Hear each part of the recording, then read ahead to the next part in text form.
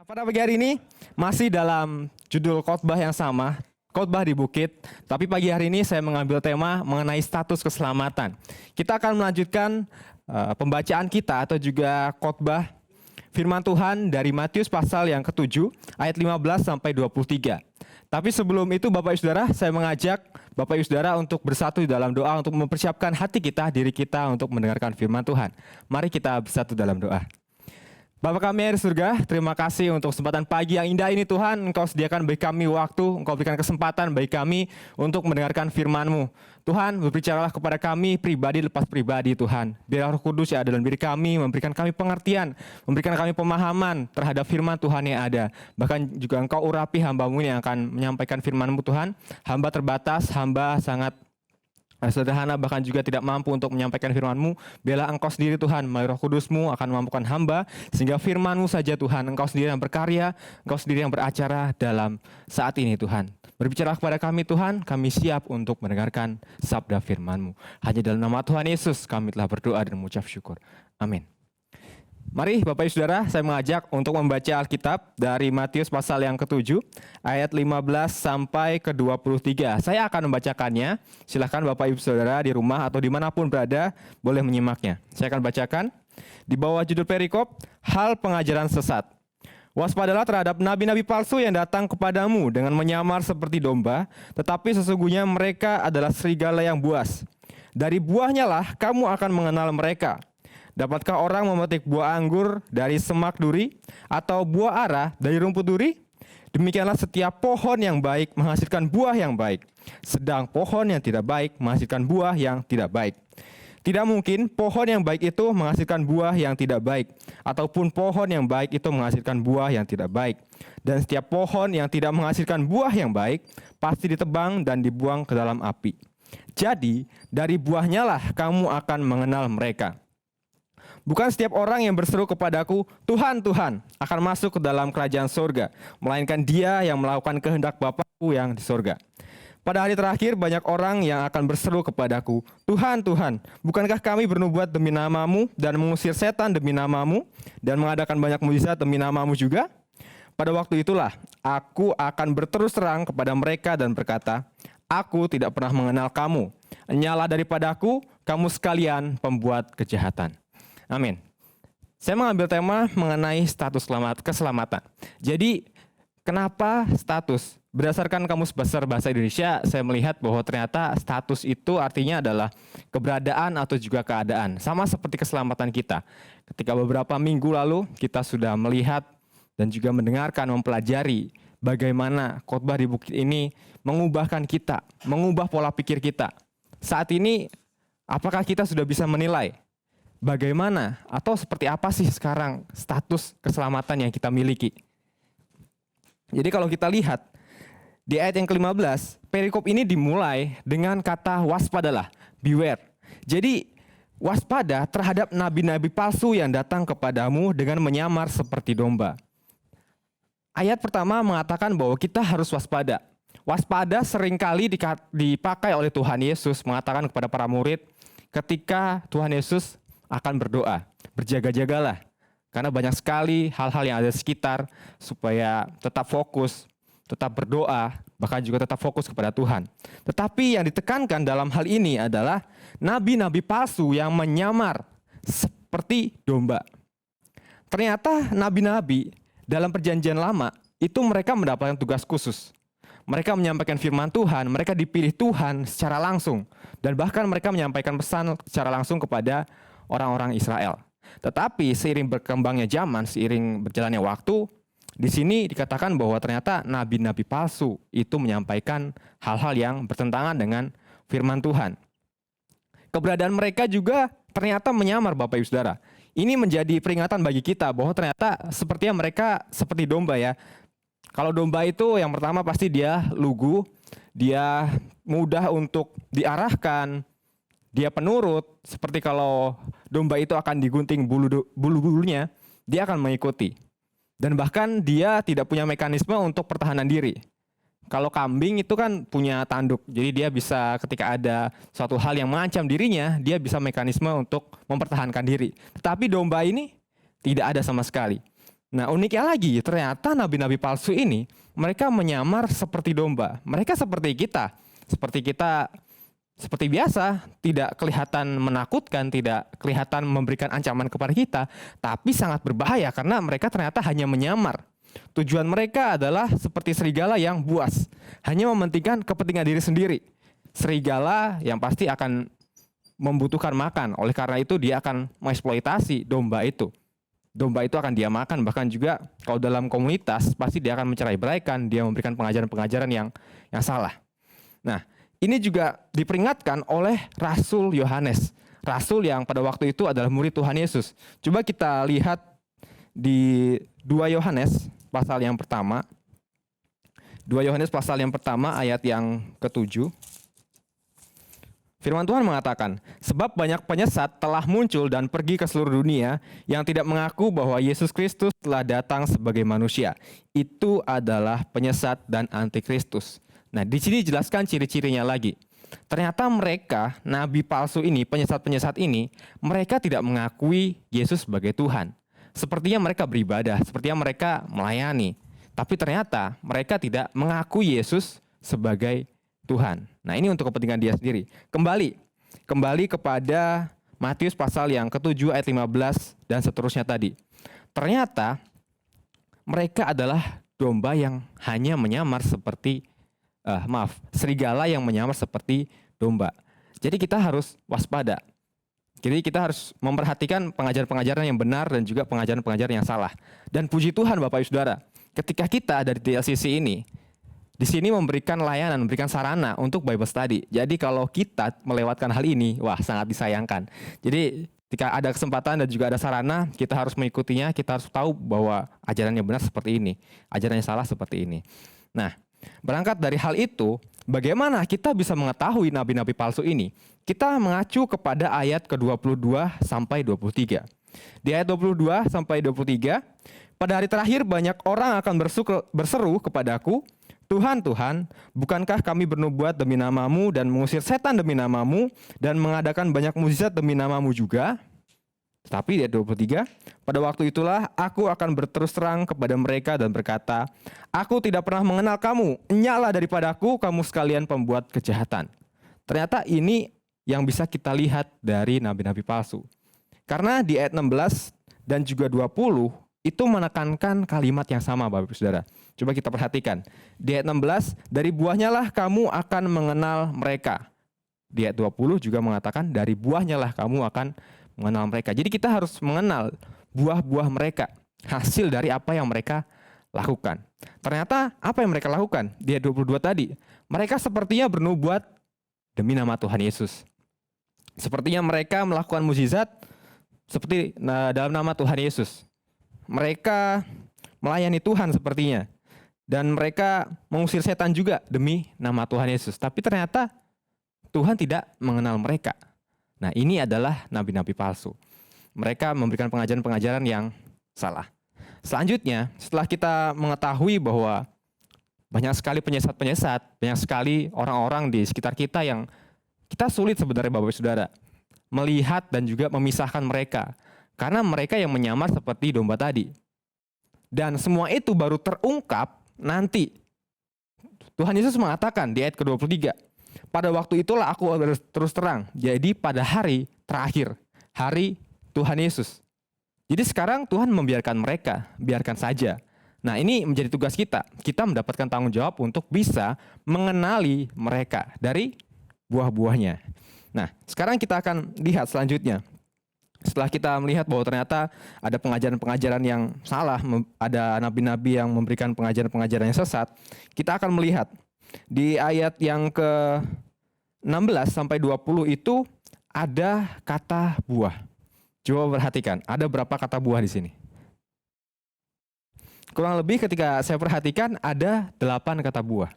Jadi ketika kita melihat fenomena ini, ada hal yang Tuhan Yesus juga ingin kita lakukan. Ini hal yang penting yang harus kita lakukan, yaitu kita harus menghasilkan buah yang baik. Sebenarnya buah di sini apa yang dimaksud? Coba kita kembali sedikit.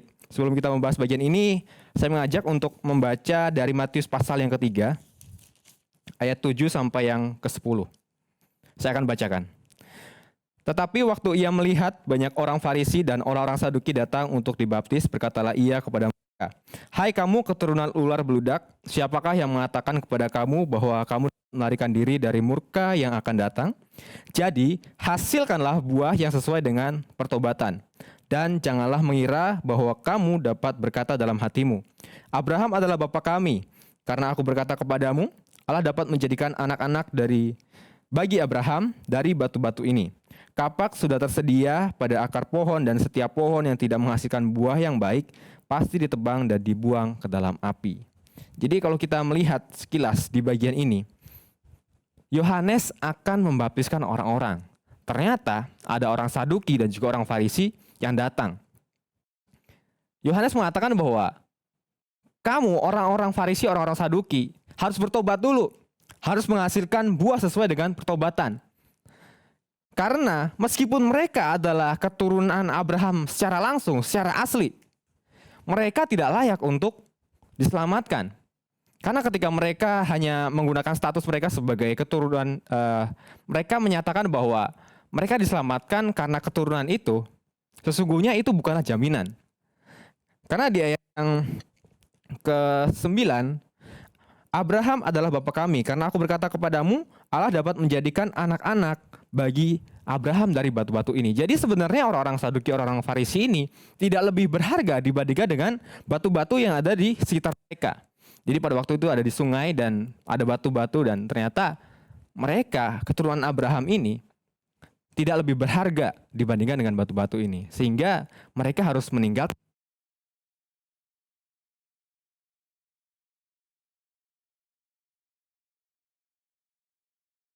Akan menghasilkan buah, itu artinya pertobatan terjadi, Bapak Ibu Saudara. Jadi ketika kita percaya kepada Tuhan Yesus, kita bukan hanya sebatas mengatakan saja, hanya mengaku Yesus sebagai Tuhan, dan sepertinya kita beribadah, mempersiapkan diri, tapi ketika kita tidak bertobat, kita tidak menghasilkan buah, percuma. Jadi bukan karena dia statusnya anak pendeta, bahkan sekalipun, dia tidak diselamatkan ketika dia tidak bertobat. Mungkin orang tuanya Kristen tulen.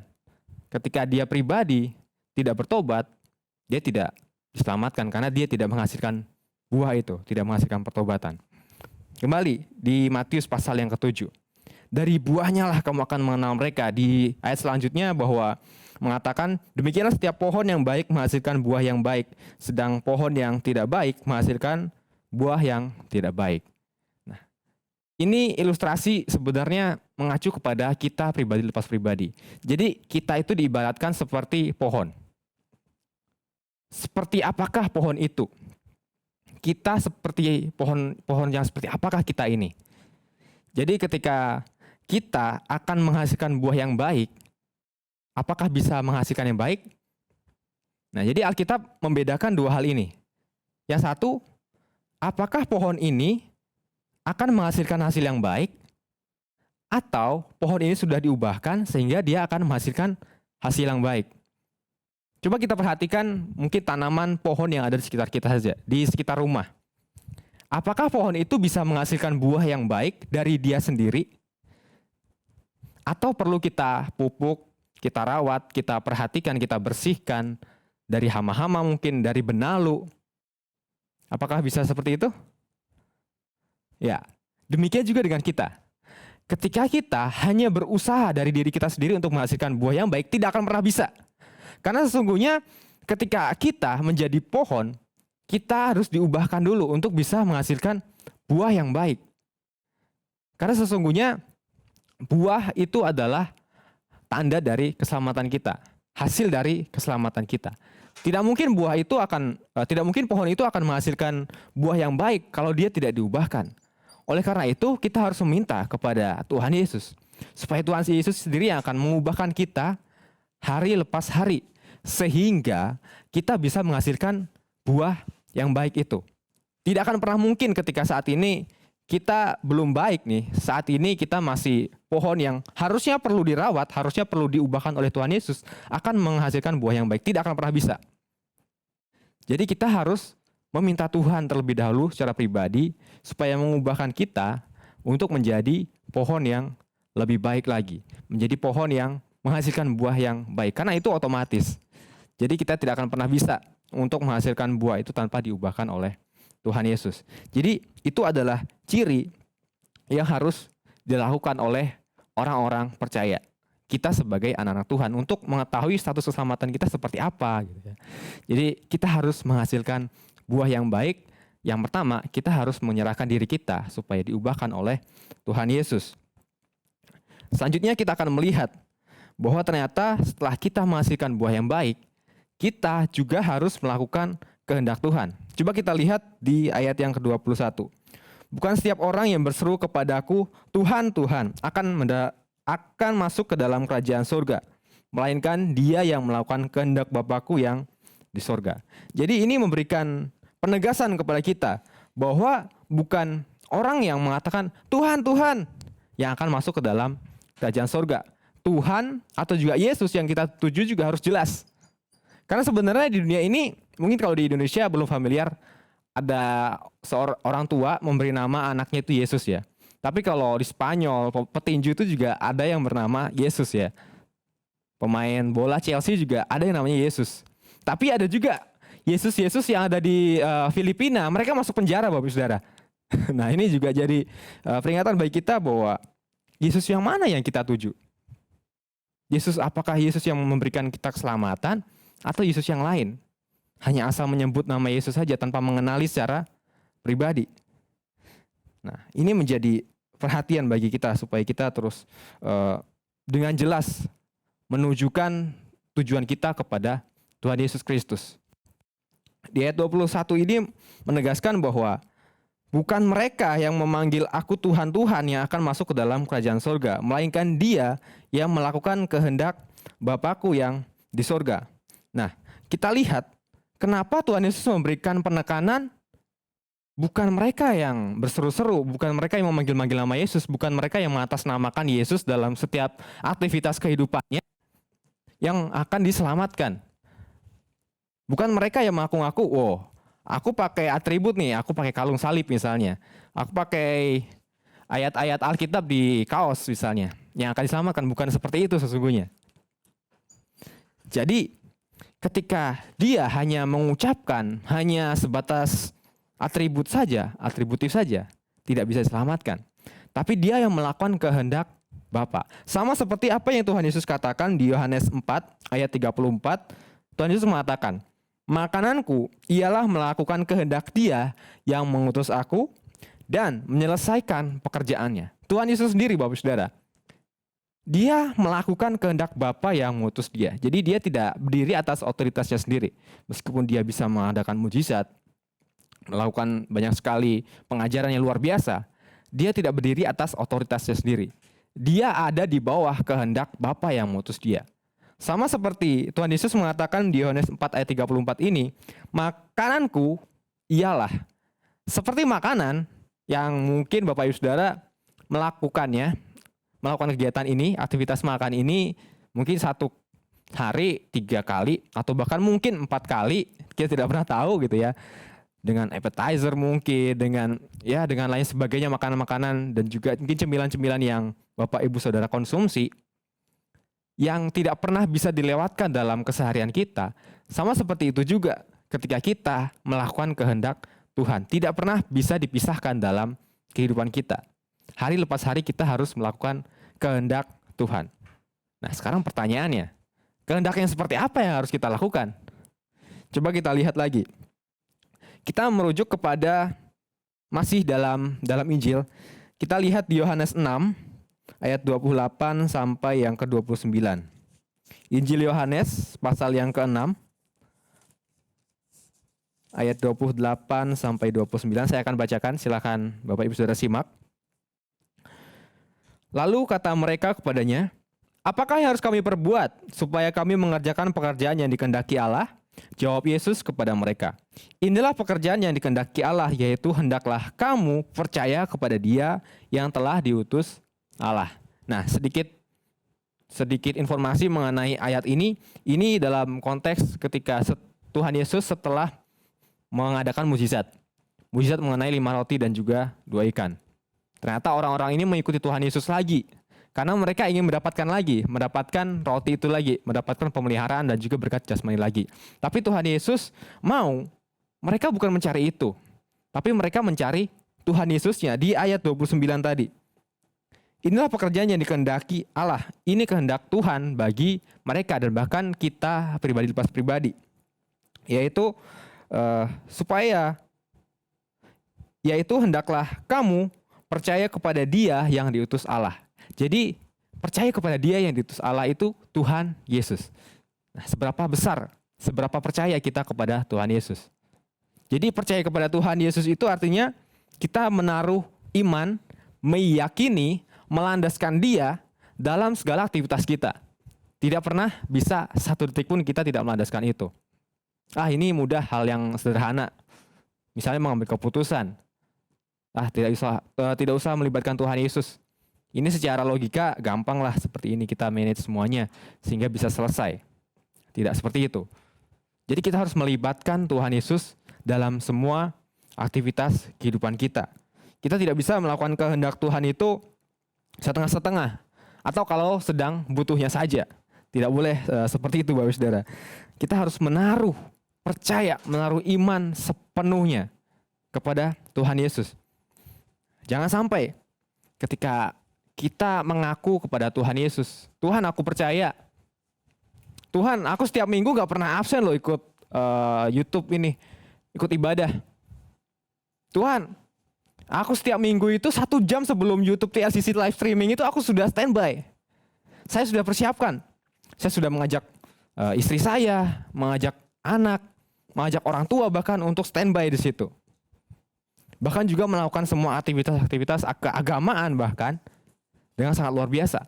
Tetapi ketika Bapak Ibu Saudara kita sekalian tidak menaruh iman, tidak menaruh percaya kepada Dia yang diutus Allah itu, kepada Tuhan Yesus, percuma saja. Kembali lagi kepada poin yang di awal tadi. Kita tidak berbuah sehingga kita bisa mengetahui apakah kita diselamatkan atau tidak. Jadi ini hal yang sangat urgent, hal yang sangat penting yang harus kita perhatikan dalam kehidupan kita. Ketika minggu lalu kita melihat pembahasan mengenai jalan yang lebar dan juga jalan yang sempit, kita harus memutuskan apakah kita sudah berada di posisi yang benar atau posisi yang salah. Saat ini ketika kita tahu bahwa kita harus menghasilkan buah, apakah kita sudah menghasilkan buah itu? Apakah kita sudah melakukan pertobatan itu atau belum? Dan yang terakhir tadi, kita sudahkah melakukan kehendak Tuhan, yaitu percaya kepada Dia, menaruh iman sepenuhnya kepada Dia. Jadi ini perenungan bagi kita. Nanti ketika kita sudah mati misalnya, akan mengetahui bagaimana perasaan kita, bagaimana respon kita ketika kita bertemu dengan Tuhan Yesus. Misalnya, oh ini Danar, dia anakku, aku mengasihi dia dan juga dia mengasihi aku misalnya. Nah misalnya seperti itu. Atau justru sebaliknya Bapak Saudara. Oh ini Pak Budi, oh dia aku kenal dia adalah anak yang mengasihi aku juga. Nah, coba pikirkan itu Bapak Saudara. Tidak ada tawar-menawar lagi, ini adalah hal yang mutlak. Jadi kita harus mengambil keputusan hari ini juga, sebelum semuanya terlambat. Apakah kita benar-benar mengenal Tuhan? Apakah kita benar-benar mengasihi Tuhan? Karena semuanya akan terlihat nanti ketika kita berhadapan muka dengan Tuhan Yesus. Jadi mari kita renungkan bersama-sama bagaimana status kita, bagaimana keadaan kita, keselamatan kita di hadapan Tuhan itu. Apakah kita sungguh-sungguh sudah mengenal Tuhan dan sebaliknya, apakah Tuhan sudah mengenal kita? Karena teguran yang sangat keras di ayat ke-23 tadi, pada waktu itulah aku berterus terang kepada mereka. Jadi saat ini Tuhan Yesus belum berterus terang. Jadi biarkan saja. Para hamba Tuhan bahkan juga Alkitab sudah menjelaskan bagaimana kita harus hidup. Kalau ternyata kehidupan kita tidak sesuai dengan Alkitab, maka sangat fatal. Kita sudah diingatkan berulang-ulang kali supaya terus percaya kepada Tuhan, bahkan juga terus mengalami pertobatan, menghasilkan buah itu, tetapi tidak berbuah dan juga tidak bertobat, akhirnya ditebang.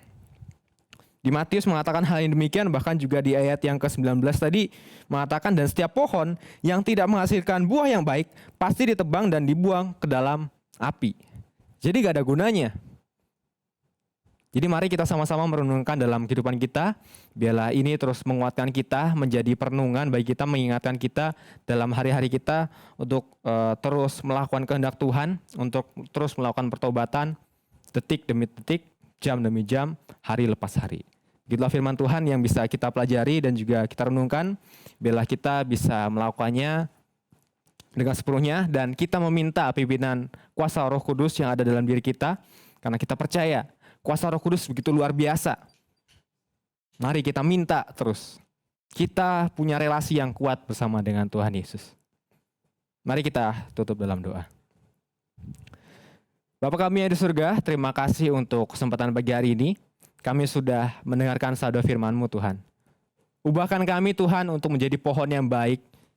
Ubahkan kami untuk menjadi pribadi yang lebih baik.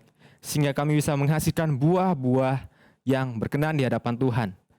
Sehingga buah kami boleh dikenali oleh orang-orang yang ada di sekitar kami Tuhan. Mereka boleh melihat pekerjaan Tuhan yang luar biasa melalui kehidupan kami.